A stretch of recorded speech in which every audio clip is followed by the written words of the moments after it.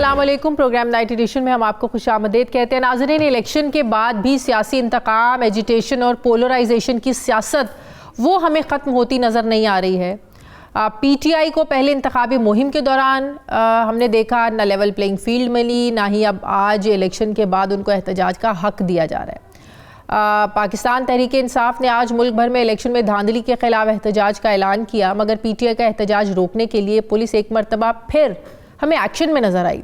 इस्लामाबाद में ये इस एहतजाज को रोकने के लिए दफ़ा 144 का नफाज किया गया। लाहौर में हमने देखा, लाहौर समेत कई शहरों में PTI कारकुनों पर लाठी चार्ज किया गया। यही नहीं, लाहौर से मरियम नवाज़ के खिलाफ इलेक्शन लड़ने वाले मियाँ शहजाद फारूक और अलीम खान के मद्दे मुकाबिल बैरिस्टर अली एजाज भुट्टर को भी दर्जनों कारकुनों के साथ आज गिरफ्तार किया गया। अहम बात यह है कि मरियम नवाज़ ने वज़ीर आला बनने के बाद सियासी इंतकाम को ख़त्म करने का ऐलान किया था पंजाब असम्बली में खड़े होकर। मतलब कि उन्होंने सियासी इंतकाम को जो बात की थी कि ख़त्म करना था, पहले से जो गिरफ्तार सियासी कारकुनान थे उनको रिहा करना था।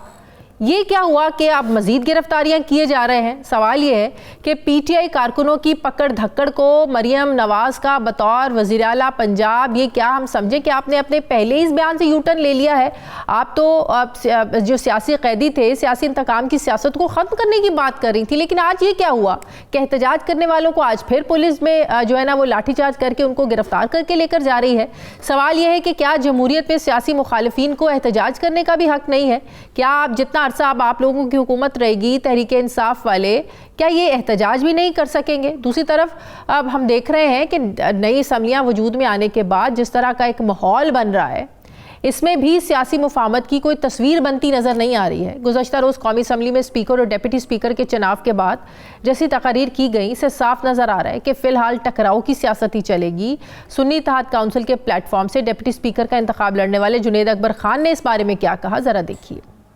हम इस असेंबली में इसलिए नहीं आए कि कानून साजी करेंगे और न कानून साजी करने देंगे। सुन ले, ये हम इस असेंबली को मानते ही नहीं है। ये असेंबली नहीं चलेगी जब तक ये नामालूम लोग जो है, जो किसी का हक मार के यहाँ आ गए, ये नहीं निकाले जाएंगे। सवाल ही पैदा नहीं होता। किसी गलतफहमी में ना है, हम यहाँ पर कोई मुफाहमत के लिए नहीं आए, न कोई बात करने आएंगे, और जो भी बात करेगा हम उसके खिलाफ उठेंगे। किस आइन की बात करते हो, किस जमहूरियत की बात करते हो, किस पार्लियामेंट की बात करते हो जिसमें आधे से ज्यादा में हारे हुए लोग आए हुए। दूसरी तरफ 9 मार्च को सदारती इलेक्शन भी होना है, जिसके लिए जोड़ तोड़ सियासी राब्ते भी हो रहे हैं। PTI सुन्नी इत्तेहाद की तरफ से पश्तूनख्वा मिली अवामी पार्टी के सरबराह महमूद खान अचकजई को सदारती इलेक्शन के लिए नामजद किया गया है। अहम बात यह है कि गुज़श्ता रोज़ महमूद खान अचकजई ने कौमी असम्बली में एक सख्त तकरीर की। उस तकरीर में उन्होंने बानी PTI का रिहाई का भी वो मुतालबा कर रहे थे, PTI का मैंडेट वापस करने की भी बात कर रहे थे। फिर अगले ही दिन हमने देखा तहरीक इंसाफ ने उन्हें सदारती इलेक्शन के लिए नामजद भी कर देती है। सवाल ये है कि क्या ये महज इत्तफाक है? अगर माजी की बात करें तो बड़े इख्तलाफात रहे हैं इमरान खान के और महमूद खान अचकजई साहब के, एक दूसरे की सियासत पर तनकीद करते रहे हैं। सवाल ये है कि PTI की क़यादत इस नामजदगी से एक बार फिर क्या महाजराई का पैगाम दे रही है? मैं बात करूंगी, मुझे तहरीक इंसाफ के PTI के रहनुमा सेनेटर ओन अब्बास बपी साहब ज्वाइन करें। अस्सलाम वालेकुम, बहुत बहुत शुक्रिया ओन अब्बास साहब आपका। ओन अब्बास साहब, आज आप लोगों ने तहरीक इंसाफ ने जो एहतजाज की कॉल दी थी, पूरे मुल्क में हम लोगों ने देखा जिस तरीके से पकड़ धक्कड़ हुई, स्पेशली पंजाब में हमने देखा कारकुनान को, लोगों को, लीडर्स को गिरफ्तार किया गया। तो अब क्या ये समझा जाए कि जब तक इनकी हुकूमत रहेगी, पंजाब में मरीम नवाज़ बैठी हैं, कल वज़ीर आज़म बन जाएंगे शहबाज शरीफ साहब, ये मामला ऐसे ही चलते रहेंगे? अब जब आप लोग एहतजाज के लिए बाहर निकलेंगे फिर एक दफ़ा वही जेलें, वही कैदें, वही सौबतें आप लोगों को देखनी पड़ेंगी? लेकिन बीबी, जब पहली तकरीर मरीम नवाज शरीफ साहिबा ने की थी आज से 4 दिन पहले, तो तमाम टॉक शोज पे एक ही चीज बाज़गश्त होती थी कि देखिए जी, मरीम नवाज शरीफ ने बड़ा मफाहमत का पैगाम भेजा है। जिस तरह वो हमारे जो ऑपोजिट अपना चेयर CM के कैंडिडेट थे, राना आफ्ताब की कुर्सी पे चल के गए और बात की, जी मैं आपके साथ मिलकर चलना चाहती हूँ, मेरा मफाहमत का पैगाम। और यकीन जानिए हमने भी उसको थोड़ा पॉजिटिवली समझा कि एक निगरान सेटअप था। निगरान सेटअप में समझ लगता है कि कौन किसको बैकिंग कर रहा होता है, उनके पीछे कौन सी ताकत, हर बंदा जानता है। चले जी, अब एक पॉलिटिकल गवर्नमेंट, कम से कम सो कॉल्ड पॉलिटिकल गवर्नमेंट आ गई है पंजाब में, चीजें डिफरेंट होगी। लेकिन आज का दिन कम से कम मरीम नवाज शरीफ ने यह साबित कर दिया कि अब इनके भी दिन गिने जा चुके हैं। अगर इस सो कॉल्ड जमहूरियत में में जिसकी वो इस वक्त चीफ मिनिस्टर पंजाब बन के बैठी हैं, इसमें किसी पंजाब में पाकिस्तानी को ये हक हासिल नहीं है कि वो अपने हक के लिए पुरअमन एहतजाज कर सके। आप लाहौर छोड़े, पूरे जनूबी पंजाब में एक एक शहर में लोगों को ऐसे उठा के प्रिजन वैन में बंद किया जैसे भेड़ बकरियों को। ये तो शायद निगरान गवर्नमेंट में नहीं है जो आज यहाँ पे हुआ। अगर मरियम नवाज शरीफ इस तरीके से पंजाब पे गवर्नमेंट करना चाहती है, मैं आपको लिख के दे दूं, आज उसने अपने ही दिन गिन लिए। और मैं ये भी बता दूं, आज के बाद जब जो एहतजाज होंगे पूरे पंजाब में बल्कि पूरे पाकिस्तान में, जिस तरह के एहतजाज वो शायद पाकिस्तान में नहीं देखे। लेकिन हम तो बड़े पुरअमन थे, हमारा मैंडेट चोरी किया गया। आपने हमारी सारी सीटें, पंजाब की 141 सीटें हैं जो कि कम से कम उसमें से 50 सीटें ऐसी जो हमारी क्लेम है, जो हम जीते हुए थे, उसके बावजूद आपने चीफ मिनिस्टरशिप ले ली। अगर आप हमारे साथ ये करेंगे तो what do you expect of us? इंशाल्लाह आप अगले आने वाले दिनों में देखेंगे कि अब जो प्रोटेस्ट होंगे ना, अब गिरफ्तारियां करके देख लें। और नवाज साहब 9 मई का वाकया कोई ज्यादा दूर का जी मैं एक चीज बता दूं, जी जो हमारे साथ हुआ है ना पिछले 1-1.5 साल में, लोग कहते हैं हमने बहुत कुछ लूज किया है, मैं कहता हूं हमने लर्न किया है।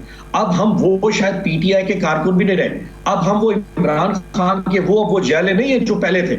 हम भी बहुत कुछ सीख के आ चुके हैं, अब ये चीजें बहुत छोटी नजर आती हैं। सो आने वाले दिनों में आप देखेंगे बड़े बड़े एहतजाज होते रहेंगे और जिस तरीके की, लेकिन ये बात बिल्कुल सही, बिल्कुल ठीक है आप लोगों की, लेकिन ये 9 मई का जो वाक़या कोई ज़्यादा दूर की बात नहीं है। और आज पाकिस्तान तहरीक इंसाफ जिन मुश्किलात का शिकार है, उसकी एक बहुत बड़ी वजह 9 मई का वाक़या है। तो ऐसे में जो आप कह रहे हैं अब जो एहतजाज होंगे, तो अब तो आप लोगों को बहुत ज़्यादा समझदारी का, दानिशमंदी का मुजाहरा करते हुए इस तरह के फैसले करने हैं। आज जो एहतजाज हुए पंजाब भर, उसमें से कोई ऐसा एहतजाज था जो किसी कैंट में हो? तो सारे कचहरी के बाहर थे, सारे प्रेस क्लब्स के बाहर थे, या शहर की जो मेन जो जगह होती सेंटर टाउन्स, वहां पे हो रहे थे। अगर वहां पे भी हमें एहतजाज का हक नहीं है तो फिर कौन सी जगह जाए? सो इसका मतलब है क्या 9 मई के बाद किसी पाकिस्तानी के पास अब पुरअमन एहतजाज का हक भी नहीं है। You can not take it away. ये मेरे बेसिक राइट्स हैं, मैं एज अ ह्यूमन डिमांड रखता हूं। दुनिया में बड़े बड़े माशरों में ऐसा होता है। सो आप समझेंगे कि आज के बाद मैं एहतजाज नहीं कर सकता। मरियम नवाज शरीफ या इस वक्त जो चोरी शुदा मैंडेट एक गवर्नमेंट बैठी है, उसके खिलाफ एहतजाज नहीं करेंगे। We will raise our voices. हम इस तरह खड़े रहेंगे और आप इसकी शिद्दत देखिएगा। दे डोंट नो इट कि ये किस चक्कर में पड़ गए। अब ये पीटीआई को मेरे ख्याल अंडर एस्टिमेट कर रही है बीबी इस वक्त।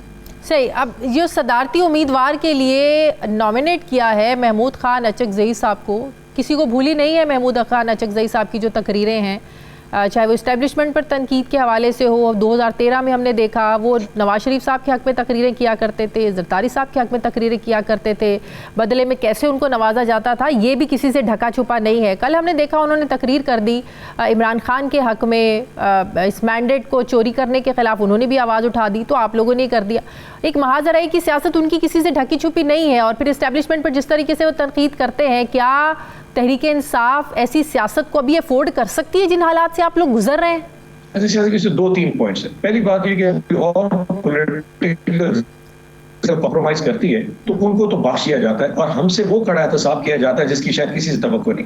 मतलब आज से कोई 20 दिन 25 दिन पहले जिस तरीके से बिलावल भुट्टो जरदारी या आसिफ जरदारी साहब शहबाज शरीफ पे जिस तरह की एक दूसरे को इल्जाम दे रहे थे, अगले दिन वो इकट्ठे बैठे तो सबने कहा देखो क्या जबरदस्त पॉलिटिकल लोग हैं, इनमें माइंड सेट है, विजन है, इकट्ठे हो गए थी पाकिस्तान एक लार्जर इंटरेस्ट के लिए। हमने अगर किसी एक मुखालिफ जो 10 साल पहले शायद उसने हमारे खिलाफ तकरीर की हो, उसके साथ आज बैठ के उसको अपना नॉमिनेट किया हो कि वो जो लड़ रहा है हम उसको सेटल करेंगे, लोगों ने उस पर एहतसाब शुरू कर दिया। नंबर 1। नंबर 2, महमूद अचकजई की नॉमिनेशन आज नहीं हुई, ये नॉमिनेशन आज से 7 दिन पहले हो चुकी थी।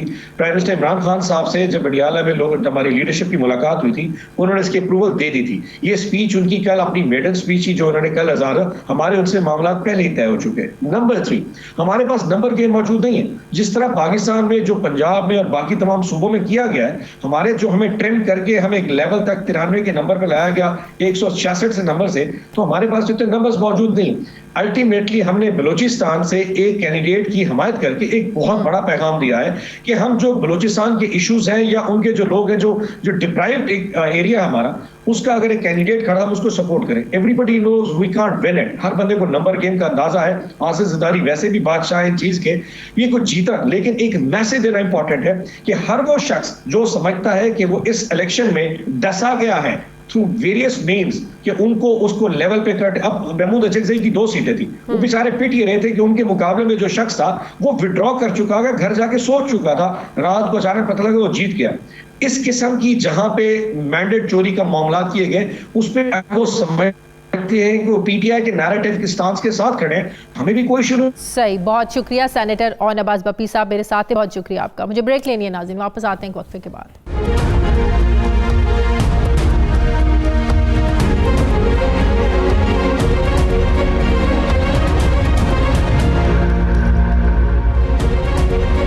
ब्रेक के बाद एक बार फिर से आपको खुशामदीद कहते हैं।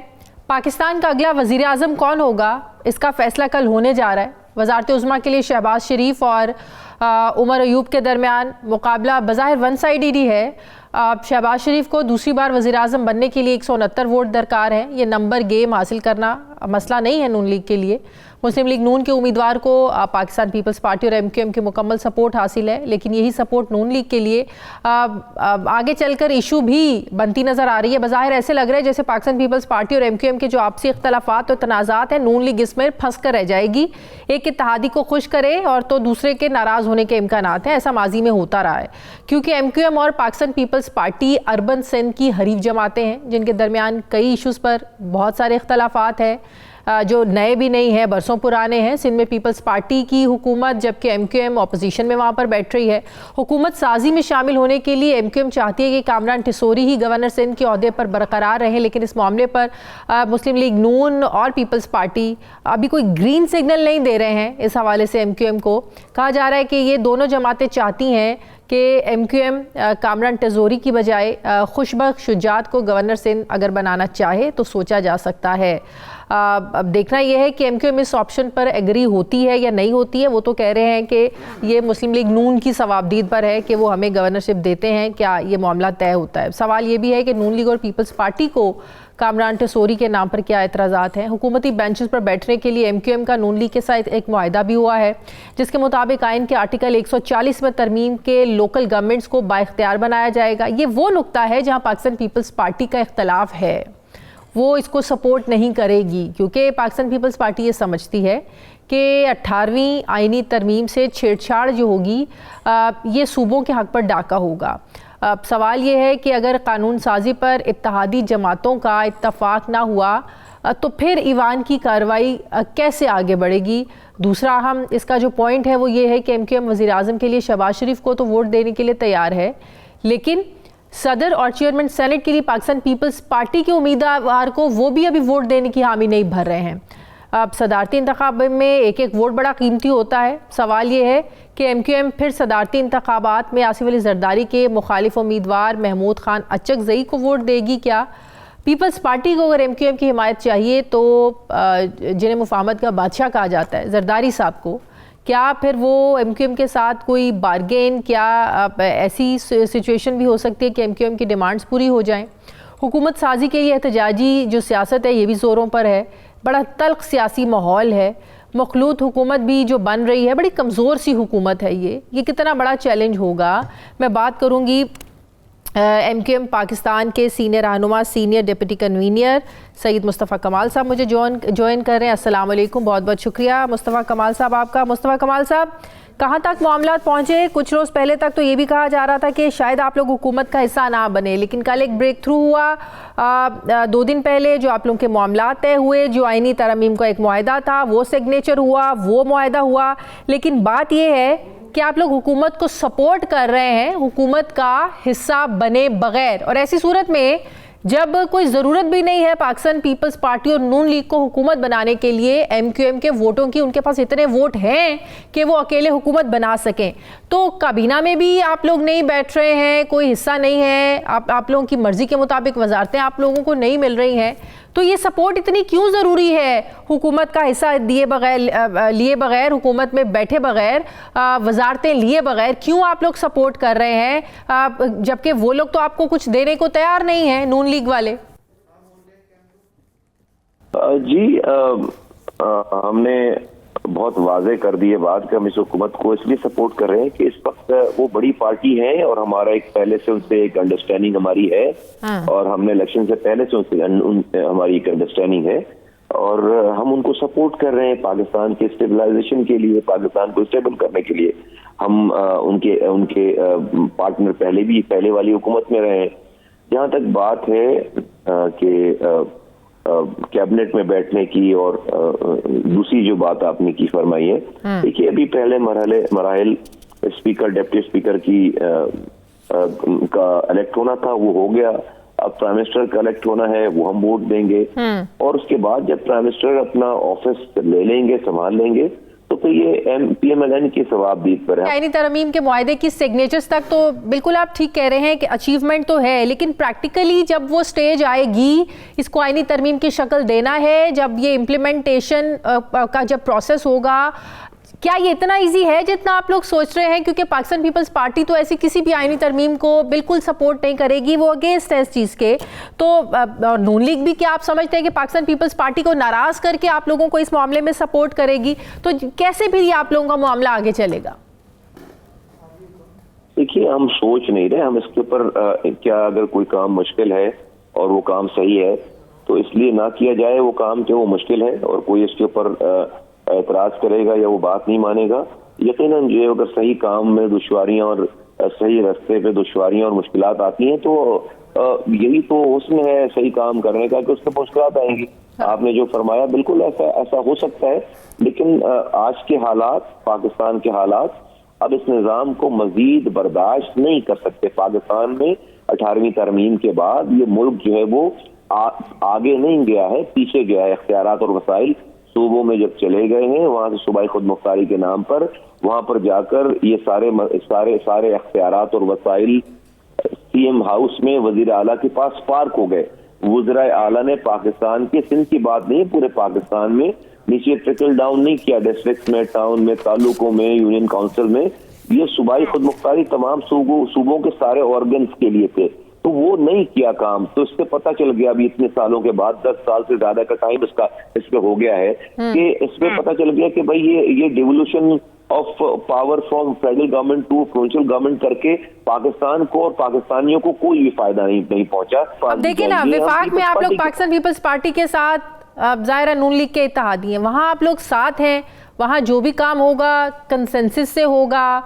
अब सिंध में आप लोग अपोजिशन में बैठे होंगे, अब एक तरफ हरीफ, एक तरफ आप साथ मिलकर चलेंगे, ये भी तो एक कन्फ्यूजन है। कैसे अब वहाँ पर मामला फिर आप लोगों के कैसे चलेंगे जब सिंध में इतने मामलात हैं जिसमें आप लोग अपोजिशन में बैठे हैं, वहाँ पर आप लोगों को बड़े मसाइल होंगे पाकिस्तान पीपल्स पार्टी की तरफ से, लेकिन विफाक में आप लोग साथ हैं? नहीं, ऐसी कोई बात नहीं है। देखिए, कोई हम अगर ओपोजिशन में बैठेंगे तो हम कोई उनको वो हमें और हम उन्हें कोई गोलियां थोड़ी मार देंगे। देखिए, ओपोजिशन का मतलब ये है कि भाई आप हुकूमत के को गाइड करें, हुकूमत की जो है वो गवर्नेंस के इशू के ऊपर आप अपने क्वेश्चन रेज करें, और ओपोजिशन में रहते हुए भी तो जो है वो बात हो सकती है। 18वीं तरमीम जब साइन किया था आपने, 18वीं तरमीम जब पाकिस्तान में हुई थी तो सारी ओपोजिशन और ट्रेजरी बेंचेस के लोगों को मिलाकर हुई थी। तो ये तो 18वीं तरमीम इस आइन में चंद शिकों की जो है वो सिर्फ तब्दीली है। इसमें ओपोजिशन और ट्रेजरी बेंचेस से कोई बात है लॉजिक की। ओपोजिशन बेंचेस पे बैठने से कोई फोन एक दूसरे के थोड़ी ब्लॉक कर देंगे या मिलना जुलना तो नहीं खत्म हो जाएगा, तो हम तो सबके पास जाएंगे। मुस्तफा साहब, ये बात तो एक हकीकत है कि एक बड़ी जिस हुकूमत का आप लोग हिस्सा बनने जा रहे हैं, जिस हुकूमत को सपोर्ट करने जा रहे हैं, इसको किसी भी तौर पर हम एक मजबूत हुकूमत नहीं कह सकते, ये एक कमज़ोर हुकूमत है। माजी में इमरान खान भी ये बात किया करते थे कि जो बैसाखियों पर खड़ी मेरी हुकूमत थी, जिसकी वजह से वो कोई काम कर नहीं सके, चाहे वो कोई आईनी तरमीम का मामला हो, चाहे कानून साजी का मामला हो, हमेशा इस्टेब्लिशमेंट को बीच में आना पड़ता था, लोगों इत्तेहादियों को मनाना पड़ता था, उनसे बात करनी पड़ती थी, फिर हम इस तरह के किसी प्रोसेस को आगे लेकर चलते थे। तो माजी में तो ये सब कुछ इस्टेब्लिशमेंट की मदद से होता रहा है, जिसको खुद एडमिट किया है इमरान खान ने। तो अभी भी हुकूमत, आपको नहीं लगता उससे ज़्यादा बुरा हाल है इस हुकूमत का? पाकिस्तान पीपल्स पार्टी सपोर्ट कर रही है, बैठ नहीं रही है, आप लोग सपोर्ट कर रहे हैं, मिल कुछ नहीं रहा है आप लोगों को। तो ये इस बार भी जाहिर है फिर इस्टेब्लिशमेंट का उतना ही अमल दखल होगा इस सारे प्रोसेस में, चाहे कानून साजी का मामला हो, कुछ भी हो। अगर वो नहीं कर सके तो इसलिए उसके लिए जरूरी नहीं कि 100% असेंबली में आप जो है वो जब तक एक पार्टी की के लोगों को नहीं ले आएंगे, जब तक पाकिस्तान में कोई कुछ कर ही नहीं सकेगा। ये तो बड़ी अजीब बात है। सियासतदानों को आपस में बात करनी चाहिए, डायलॉग्स करने चाहिए, इख्तलाफात रखते हुए दुश्मनी नहीं करनी चाहिए, बात करनी चाहिए। और लॉजिक पे कोई बात करेगा तो बात बनती है, बात संवर जाती है। तो चूंकि उनका ये तरीक़ाकार नहीं था, उन्होंने दूसरा रास्ता अख्तियार किया, आप उसको यहाँ पर अप्लाई नहीं कर सकते इस वाली बात को। और जितने भी लोग हैं, किसी भी जमात, किसी भी ट्रेजरी बेंचेस या अपोजिशन में बैठे हुए, किसी भी सही बात के लिए हम सबसे बात करने के लिए तैयार हैं और सबके दरवाजों पे जाएंगे, क्योंकि हम समझते हैं कि इसके अलावा पाकिस्तान चलाने का, पाकिस्तानियों को इस कॉगमायर, इस दलदल से बाहर निकालने का कोई और दूसरा रास्ता नहीं है। बहुत बहुत शुक्रिया। MQM पाकिस्तान के सीनियर रहनुमा मुस्तफ़ा कमाल साहब मेरे साथ थे, बहुत शुक्रिया आपका। मुझे ब्रेक लेनी है नाज़रीन, वापस आते हैं वक्फे के बाद।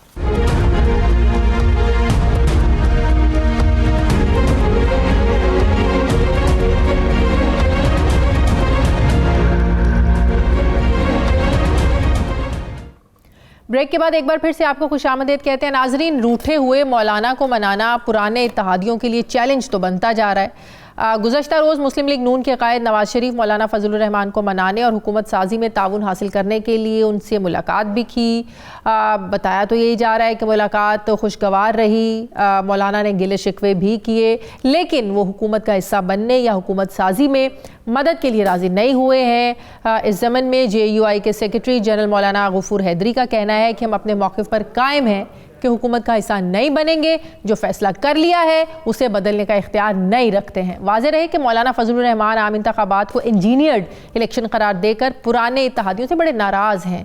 मौलाना का ये मानना है कि मौजूदा इलेक्शन 2018 के इंतखाबात से भी बदतर इलेक्शन है।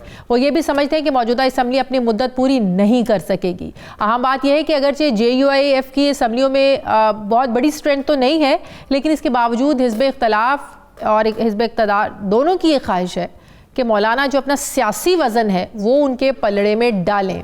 और पाकिस्तान पीपल्स पार्टी और मुस्लिम लीग नून को ये बात हकीकत है कि हुकूमत साजी में ताउन से ज़्यादा मौलाना के सियासी इत्तेहाद की ज़रूरत है। शायद इसकी वजह JUIF की स्ट्रीट पावर है, जो किसी भी हुकूमत को डिस्टेबलाइज़ करने की सलाहियत तो रखती है। क्या मामला तय हुए हैं, मौलाना क्या समझते हैं, उनको राम कर लिया जाएगा नहीं? कॉन्फिडेंस तो बहुत है जरदारी साहब को भी और नवाज शरीफ साहब को भी। मैं बात करूँगी, मुझे सेनेटर कामरान मुर्तज़ा साहब ज्वाइन कर रहे हैं, JUIF के रहनुमा। अस्सलाम वालेकुम, बहुत बहुत शुक्रिया कामरान मुर्तज़ा साहब आपका। कामरान साहब, आप बड़े ज़ोर शोर से, बड़े शदोमत से आप लोगों की तरफ से भी, मौलाना साहब भी जो है ना वो धांधली की आवाज़ उठा रहे हैं, वो इंजीनियर्ड इलेक्शंस कह रहे हैं, वो कह रहे हैं कि जाली मैंडेट है, आप लोगों के साथ भी धांधली हुई है, जिसका मैंडेट है उसको मैंडेट मिलना चाहिए। कल नवाज शरीफ साहब से मुलाकात हुई है, क्या उस मुलाकात में तय पाया? क्योंकि नवाज शरीफ साहब और जरदारी साहब दोनों बड़े उनको रिलैक्स्ड हैं, बड़े कॉन्फिडेंट हैं कि मौलाना को मनाने में वो कामयाब हो जाएंगे। इतना कॉन्फिडेंस क्यों है कि मौलाना मान जाएंगे? देखिए, दोनों का एहतराम है, जरदारी साहब का भी और मियां नवाज शरीफ साहब का भी, मगर इसका मतलब ये नहीं है कि हम अपनी पॉलिटिक्स पे कॉम्प्रोमाइज़ कर जाएंगे। पॉलिटिक्स हमारी अपनी है, उनका एहतराम अपनी जगह पे है।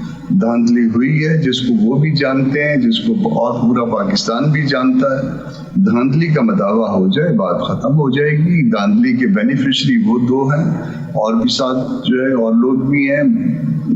अब ये कहना कि जी बाद में कोई मिन्नत करके मना लेंगे और कोई इस तरह से कर लेंगे, बात ये कि एनफ इज एनफ। पाकिस्तान में धांधली पहले भी होती थी, मगर ये इतनी बड़ी धांधली जो है, जिसको धांधला कहा जा सकता है, शायद कभी भी नहीं हुई। और इस दफा में जो इलेक्शन के साथ हुआ है, इससे पहले कभी हुआ नहीं था। खैबर पख्तूनख्वा में जहां जिन लोगों से आपकी शिकायत है, वहां तो तहरीक इंसाफ के जो हिमायत याफ्ता लोग हैं वो लोग जीते हैं, तो उसमें जरदारी साहब और नवाज शरीफ साहब वहाँ क्या कर सकते हैं? नवाज शरीफ साहब तो खुद वहाँ से हारे हैं। जरदारी साहब और नवाज शरीफ जो है वो जहाँ से वो खुद हार गए हैं, उधर से उनको भी शायद कोई इशू था। उस मैंडेट को हम तस्लीम नहीं करते, भले वो वहाँ पे PTI का है, भले वो जो है नून लीग का है, भले वो पाकिस्तान पीपल्स पार्टी का है। बात सिर्फ खैबर पख्तूनख्वा की नहीं है, बात बलूचिस्तान में धांधली किसने की है और किसने करवाई है। सही, ये और करवाई तो किसी और ने। तो बेसिकली आप लोग चाह रहे हैं, मौलाना चाह रहे हैं कि तमाम सियासी जमातों को एक जगह इकट्ठा होना चाहिए, उसूली उनको मौक़िफ़ अपनाना चाहिए, मामलात सियासतदानों को अपने हाथ में लेके एक स्ट्रॉन्ग मैसेज देना चाहिए कि ये जमहूरियत में फ़ैसले हम लोगों ने करने हैं, किसी और को इंटरफेयर करने की इजाज़त नहीं होनी चाहिए। जो आप इस्टेब्लिशमेंट की बात कर रहे हैं, तो बेसिकली मकसद ये है कि तमाम जमातें इस पर खड़ी हो जाएं कि हमारे फैसले हमें करने हैं। बिल्कुल बिल्कुल दुरुस्त है। अब आप दुरुस्त समझिए कि हमें ये फेयर और फ्री इलेक्शन कबूल है, फेयर और फ्री मैंडेट कबूल है। इस तरह से हमारा मैंडेट चुराया ना जाए, ये चुरा आगे बढ़ गई, तेजी वाली बात है। तो कल जो नवाज साहब से मौलाना साहब की मुलाकात हुई है उसमें कोई मुस्बत कोई पेशरफ्त है? मौलाना साहब जो नाराज़ हैं, क्या कोई मामला तय होने वाले उस सिचुएशन में जा रहे हैं, जा सकते हैं? नवाज शरीफ साहब से अच्छे माहौल में बात हुई है, उनके साथ हमने उनका इस्तकबाल किया है। बात तो सिर्फ इतनी सी है कि इस बात पे, इस इशू पे जो है वो कॉम्प्रोमाइज है। जमात इस पे डिसीजन ले चुकी है अपनी जगह पे, दूसरे दोस्तों का एहतराम अपनी जगह पे, हमारी अपनी जमात है। ठीक है, अगर वो अग्री करते हैं तो फिर मजबूरी क्या है? जिनकी मजबूरी है उनसे पूछिए, हमारी कोई मजबूरी नहीं है। जो ज्यादती हमारे साथ हुई है, हमें उस पर एहतजाज का हक है और हम अपना एहतजाज कर रहे हैं। हम असम्बली के अंदर भी एहतजाज करेंगे, हम असम्बली के बाहर भी एहतजाज करेंगे। हमारी और कोई मजबूरी नहीं है। हमारी शायद ये भी मजबूरी नहीं है कि हमने खामखा जो है ना वो इस तरह के इलेक्शंस में हिस्सा लेना है और जिस तरह से मर्जी हमारे साथ सलूक किया जाए उस पर खामोश बैठ जाना है। जिन दोस्तों ने खामोश बैठना है, इन हालात के बावजूद वो खामोश बैठे, हम अपना एहतजाज कर रहे हैं। तो पीटीआई तो एहतजाज कर रही है, पीटीआई तो एहतजाज कर रही है इन इलेक्शंस के खिलाफ, इस धांधली के एहतजाज कर रहे हैं। तो पीटीआई और मौलाना की जमात मिलकर ये एहतजाज क्यों नहीं आप लोग करते?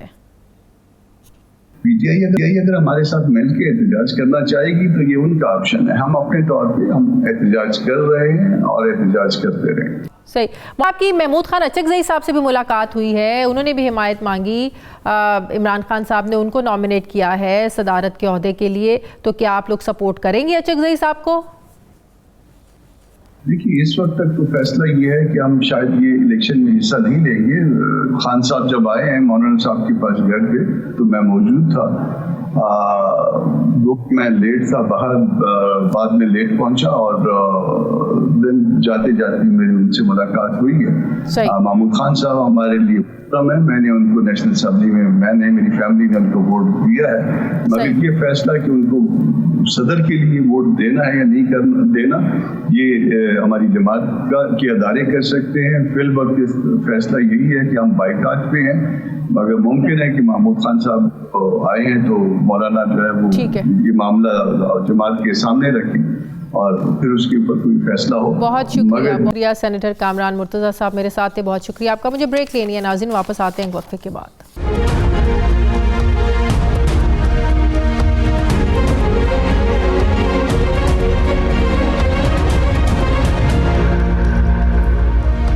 ब्रेक के बाद एक बार फिर से आपको खुशामदीद कहते हैं नाज़रीन। इलेक्शन के बाद हुकूमत साजी का जो अब फाइनल राउंड है ये हतमी मरहले में दाखिल हो गया है। चारों सूबों में नई हुकूमतें आ गई हैं। KPK में सुन्नी इत्तेहाद काउंसिल, पंजाब में नून लीग ने हुकूमत बनाई है, सिंध और बलूचिस्तान में पीपल्स पार्टी आसानी से गवर्नमेंट बनाने में कामयाब हो गई है।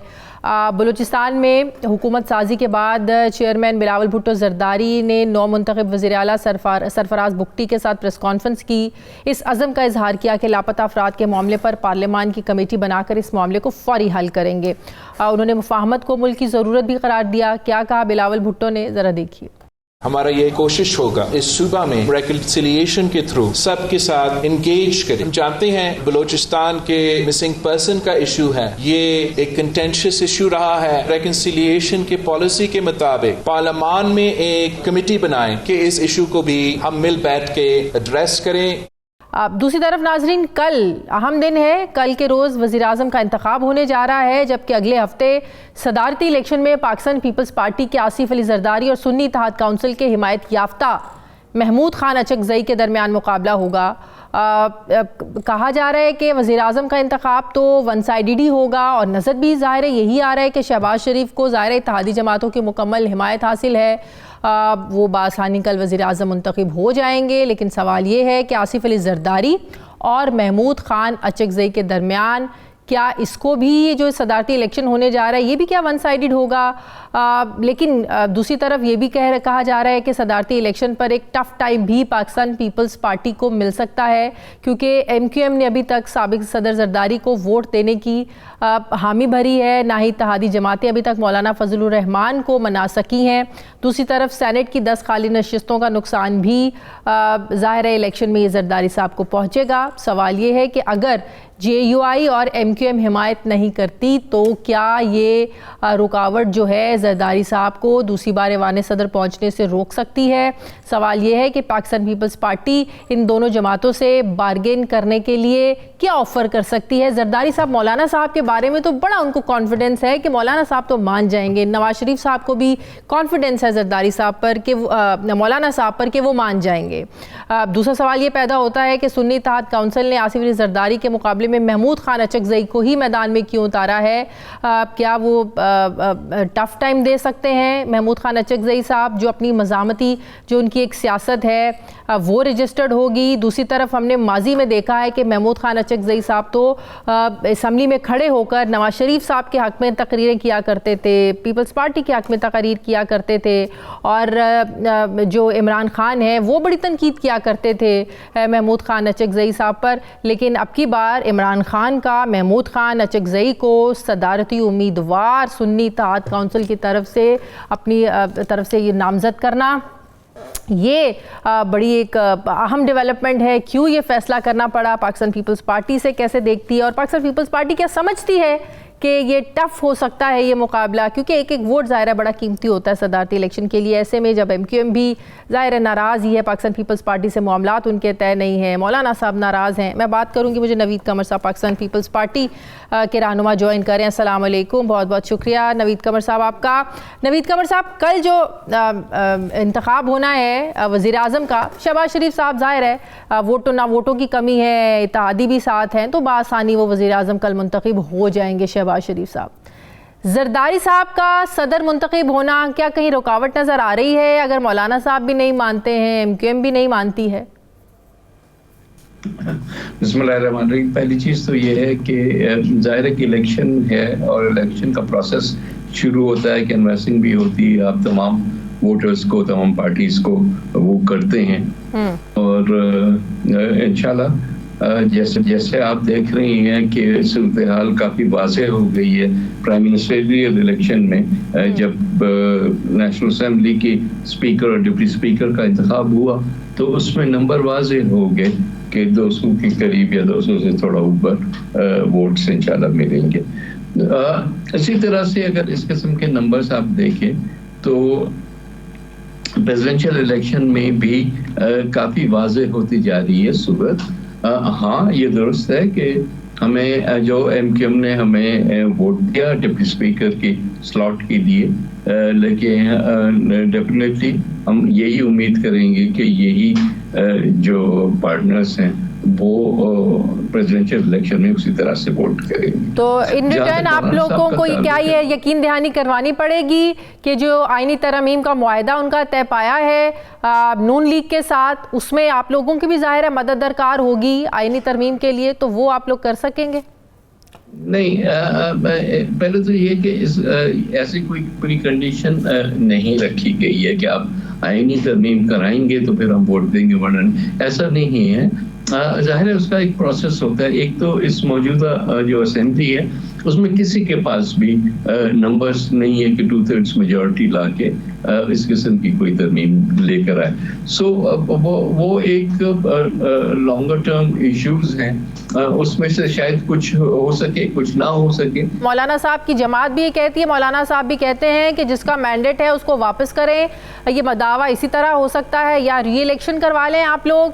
वो जरदारी साहब से भी वो यही बात कर रहे हैं, नून लीग से भी वो कह रहे हैं हमारा यही मुतालबा है, या री इलेक्शन करवा लें या जिनका मैंडेट है आप उनको वापस कर लें।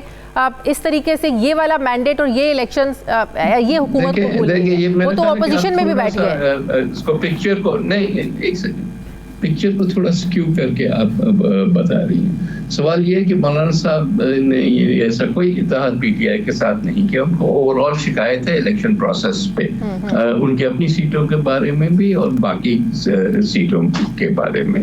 और लेकिन उन्होंने, जैसे आपने देखा कि जब स्पीकर के इलेक्शंस थे तो उसका भी बॉयकॉट किया। इस वक्त भी वो प्रेसिडेंशियल इलेक्शन में हिस्सा ना लेने का इंदिया दे रहे हैं। जाहिर है कि मियां नवाज शरीफ ने भी उनसे बात की है और हमारी लीडरशिप जो है तो वो भी उनसे बात करेगी और उनको कायल करने की कोशिश करेगी कि वो न सिर्फ पार्टिसिपेट करें बल्कि हमारा साथ इसमें लें। मौलाना साहब की नाराजगी की वजह क्या जेन्युइनली सिर्फ यही है कि इलेक्शन में धांधली, या पीछे वजूहात कुछ और हैं, जैसे मौलाना साहब की पार्टी से भी आवाज उठती रही है कि सदर के उम्मीदवार बन सकते हैं मौलाना साहब, या वो सदारत चाहते थे?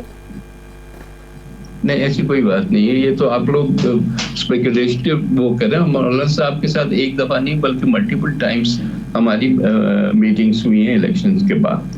वो बड़े वाज़ेह तौर पे ये कहते हैं कि मेरा किसी भी पॉलिटिकल पार्टी से कोई शिकायत नहीं है। आप नहीं समझते मौलाना साहब की ये शिकायत जो है भले से है, जेन्युइन है, और इसी एक मसले पर तमाम सियासी जमातें अगर एक पेज पर आ जाएं, आज आप लोग बेनिफिशरी हैं, कल को कोई और कल को आपको इसका नुकसान हो सकता है, कल कोई और बेनिफिशरी हो सकता है। देखें, पीपल्स पार्टी ने भी फ्रॉम डे वन ये जो इलेक्शंस हुई हैं उनके रिजल्ट्स को मनवन ऐसा नहीं माना। कई जगहों पे हमारी शिकायतें हैं, हम एक दफा नहीं 10 दफा बिलावल साहब जो हैं वो ये बात जो है वो प्रेस कॉन्फ्रेंसेस में भी कर चुके हैं कि पॉइंटेडली आपको बता सकते हैं फला जगह पे हमारे हिसाब से ये रिजल्ट जो आए वो सही रिफ्लेक्ट नहीं कर रहे जो लोगों का मैंडेट हो। सो ये बात नहीं कि आज हम बेनिफिशियरी हैं तो सब ठीक है, सब हलवा खाने के लिए बैठे हैं और कल जो है वो ये तो हमारे साथ क्या हो गया, ऐसे नहीं है। बहुत शुक्रिया नवीद कमर साहब मेरे साथ थे, बहुत शुक्रिया आपका। नाज़रीन, प्रोग्राम का वक्त खत्म हो गया, फीडबैक दें, अपना ख्याल रखें, मुझे इजाज़त दें, अल्लाह हाफ़िज़।